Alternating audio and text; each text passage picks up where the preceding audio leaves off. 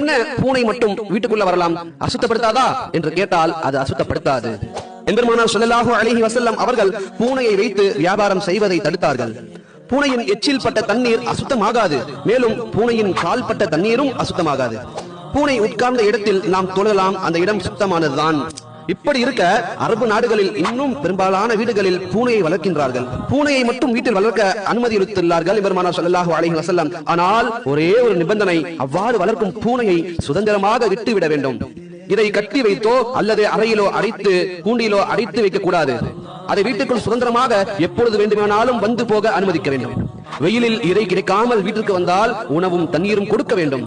ஆனால் பலர் இன்றும் கூட பூனைகளை துன்புறுத்துவது, பூனை குட்டி ஈன்றால் அதை தாயை விட்டும் குட்டிகளை பிரிப்பது போன்ற கொடுமைகள் செய்துதான் கொண்டிருக்கின்றார்கள்.